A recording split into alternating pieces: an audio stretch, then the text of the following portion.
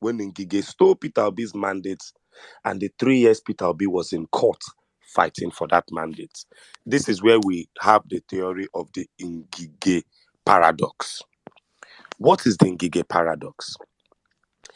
The Ngige had his Peter Obi had his mandate stolen by 3 brothers. They were the Uba brothers. If you think Lagos has only one Jagaban, Anambra had 3, and there were 3 brothers. These brothers got together and put in Chris Ngige as governor of Anambra State. They had no plans for greatness. Let me remind you people, Chris Ngige did not come into Anambra State to work. The plan was to come in, embezzle money, and bankrupt the state, them regular trademark. There was confirmed stories where the Uba brothers had told Ngige that Ngige would give them the responsibility of choosing at least 90% of his cabinet. Ngige was also meant to be giving them a certain amount of money from the state coffers for doing nothing just by being his political godfathers. After all, this was quote unquote the money they had spent on the election to get him in. Same thing with the Bola Ahmed Tinubu and the APC government. If you think that this government had planned to come into power to work, it is a lie. Use Buhari and know the level of impunity they had planned. Use the fact that they did not go for any debates, they did not go and speak to the Nigerian people even once all through the campaign season. The plan was to come and thief money and recoup all they had spent in the election cycle. And that is where we get to the Ngige paradox. Anytime any government in power does not have a strong opposition that literally sets fire to their nyash, that government will not work.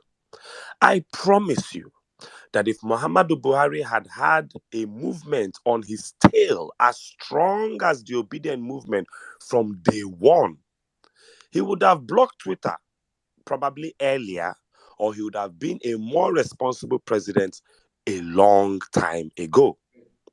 But we had left all this opposition.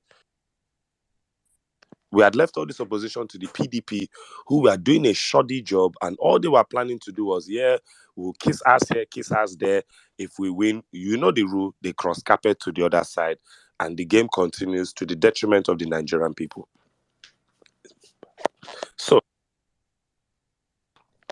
So this was where this paradox started from. Chris Ngige was forced to work and work well in Anambra State. He had no option. The young man had taken him to court in an election tribunal as far back as 2003 in a Nigeria that had just come out from military rule barely 3 years ago. The man could not understand what was going on. But obviously, they knew that they had rigged their way into power, and even in any court of law, Chris Ngige could never be established as governor of Anambra State after any sort of tribunal. He knew. So what was the game? To start working. Oh, Chris Ngige tarred roads in Anambra State. Let me remind you people that Chris Ngige's problem with his political godfathers in Anambra State started because he started working with the money that he had promised to be dashing his godfathers. Chris Ngige could not afford to give his godfathers 90% of the state appointments because there was a young man called Peter Obi, former bank MD, billionaire in dollars, respectable human being with the pedigree to be a great governor on his tail. And even worse, like what happened in 2023, that man had legally won the election. Oh, Ngige worked. Ngige was going everywhere. Short man devil.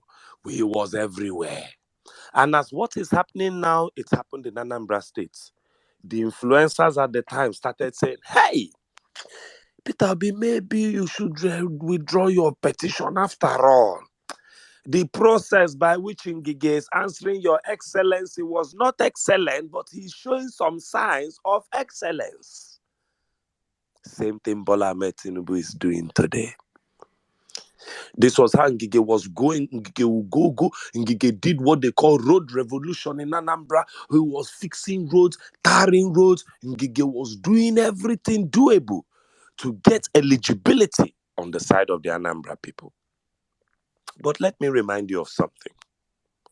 When the tribunal, after 2.5, 3 years, gave Peter Obi back his mandate, there is one road Peter Obi built in Anambra State that makes every road Ngige built look like coins. It is the 10-lane express that you drive when you land in Anambra State from the bridge in Onitsha. Excellence. Bola Ahmed Tinubu built 3-lane express from Bonny Camp or to VGC Aja and put 2 toll gates there. Peter Obi built 10-lane express in Anambra, free for all. He would have built that express to Enugu State, but the federal government of the PDP did not even allow him build because it was federal road. Let him not take the glory of that road. That road is still functional till today. Go and verify. What Peter Obi achieved for Anambra State people dwarfed Chris Ngige in less than 3 years. We don't remember, when we speak of Anambra now, we don't even call Chris Ngige at all. And also to show you how much of a fraud Chris Ngige was made Minister of Labour and led Nigeria into multi-dimensional poverty and the highest unemployment rate in this country at 65% unemployment rate. The highest ever. The highest ever. If he was that spectacular as he claimed as a governor, Peter Obi has been spectacular in every other position he has held since he left governance. Chris Ngige was made common minister of Labour. And between him and Lastus Keyamo, they plunged the Nigerian people into more unemployment. Oh, Chris Ngige went to all the markets in Anambra then. He was known to all the traders. He was dashing money left and right. He met all the royal fathers in Anambra, sat down. He has pictures with them. Chris Ngige has, look, in that 2 or 3 years Chris Ngige was governor, he did more than. But when Peter Obi entered, we now understood that excellence, there's a difference. Peter Obi dwarfed every single thing. So if we had agreed, if Peter Obi had even agreed that, okay, cool, maybe Ngige built a road here, a road there, a market here, a market there, and is good friends with a royal father here and shook the hands of some students there, maybe he should continue. We would not have had a 10-lane express in Anambra State that has lasted from 2006 till date. The Ngige paradox is what is haunting Bola Ahmed Tinubu today. There is a reason why when Bola Ahmed Tinubu started running for president, out of all the politicians in this country, Ngige, Dr. Chris Ngige, the current Minister of Labour, or just former Minister of Labour, said, I am not supporting any candidate and did not put out his support for Bola Ahmed Tinubu, despite the fact that he's in the APC. Go and verify. Ngige refused. Why am I saying this? Let me give you a quick rundown of what Bola Ahmed Tinubu has achieved in the last 1 week. For the idiots that come out and tell you, hey, man, he's walking. He's walking. Let me start here. In the last 1 week, Bola Ahmed Tinubu removed subsidy in the worst way possible, in the most retarded and dumbest way possible. In the last 1 week, we almost ended in national chaos, but they have gone to fragment the Nigerian Labour Congress, which had planned to go on a strike. If you remember, all the APC does is divide and destroy. There is nowhere in their constitution for divide and conquer. The NLC has been rendered a toothless bulldog as we speak. In 1 week of Bola Ahmed Tinubu's governance, the DSS went into the EFCC office and scattered everywhere. Please, obedience, be noticing the way the DSS will be moving under this Nazi regime. Just notice the word DSS. Notice them. It got to the point Tinubu had to put his mouth inside infighting between parastatals and ministers and departments. The DSS went into the EFCC and were arresting people. Today, the DSS has arrested the former CBN governor. I hate Emefiele up and down. What are the charges? What can we start obeying law and order in this country? What are the charges by which the CBN governor was arrested?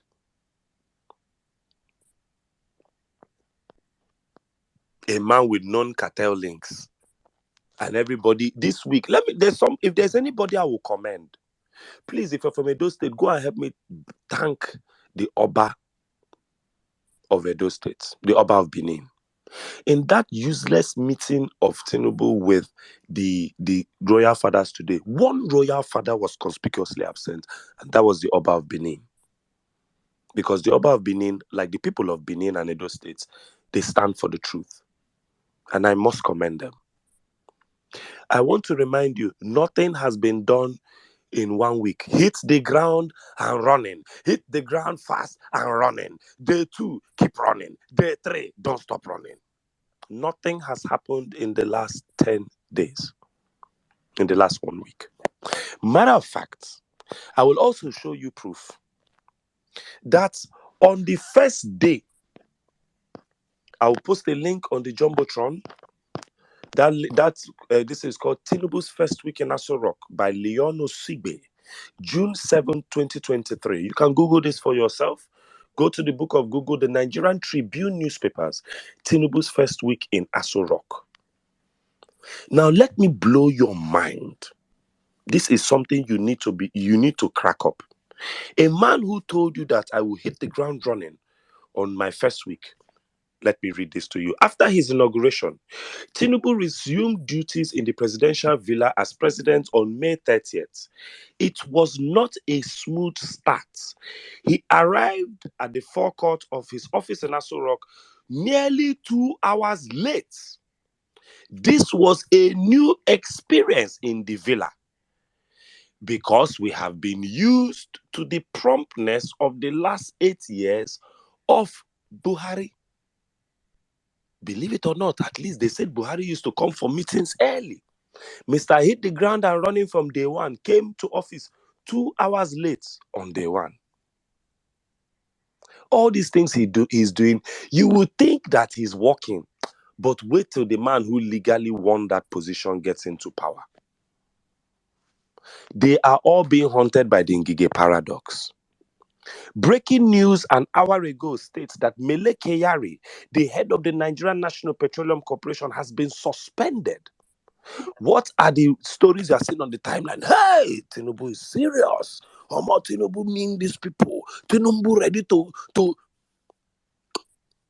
Didn't Buhari do the same with Dasuki?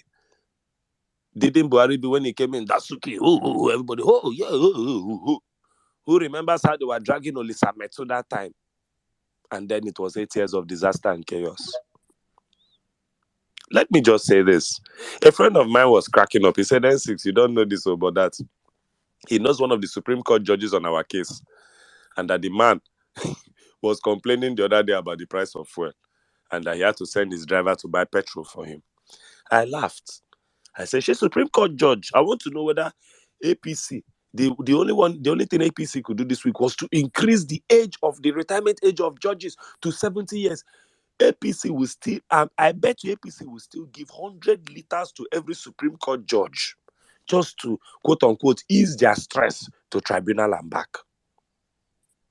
Look, Muhammadu Buhari and Yemi Oshibanjo destroyed this country under the APC.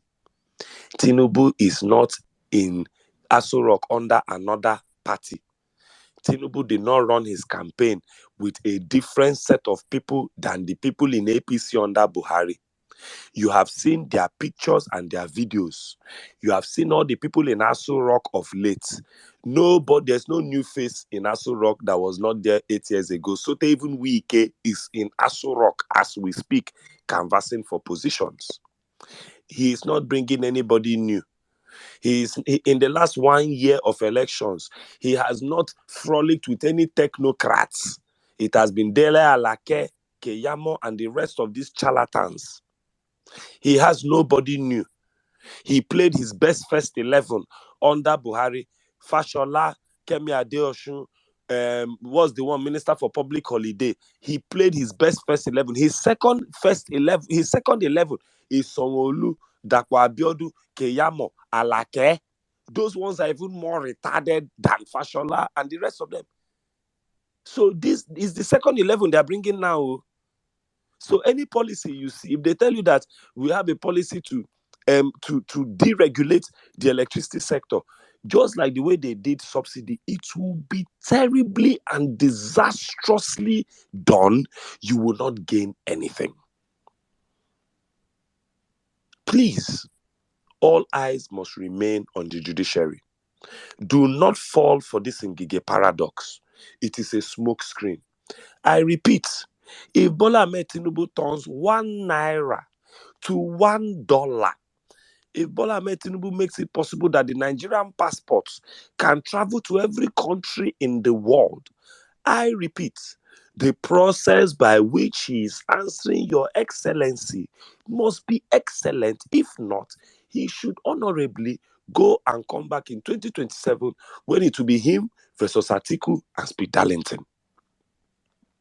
I repeat, if a man steals your car, if a man stole your house and is living in your house and is driving your car, but he has repainted your house or repainted your car, he has bought new tires, he has put deck, he has put speaker in the trunk. Anytime he's driving through your hood, he's jamming music in your car has a new paint job, your car is playing beautiful music. As long as he stole your car, there is no point in your brain or in the history of everdom or neverdom where a human being was stolen from and he allowed the person who stole it from him keep what was stolen because he was keeping it well. Even in the law, if you go to the law and say, yeah, this person stole my house, but since he stole my house, he's been a great guy. He's fenced my house. He put barbed wire. He's even repainted my house. I couldn't afford to repaint my house back then. The law will carry your house and give it back to you to do as you wish. You can leave your house overgrown with weeds. But technically, legally, and on all fronts, that house does not belong to the person. Bola Ahmed Tinubu did not win the presidency. Aso Rock does not belong to him. He can go and come back. He can plan and come back with Shetima. And when they come back the next time, they can do it properly, do their nomination properly. But as for this one, they don't get this one or work wrong. They don't work this one well. They didn't. So let us just face this fact. Because according to the Ngige paradox, a lot of you are going to be Anambra citizens between 2003 and 2006. That girl on Twitter, that silly influencer girl that will put a plate of food and eat till she's pot-bellied. I saw a tweet from her today. Hey, maybe we should leave Tinubu. Maybe we should just leave Tinubu. He seems to, just in this 1 week alone, he has caught this person. He is doing this. He has done this. Yeah, maybe we should.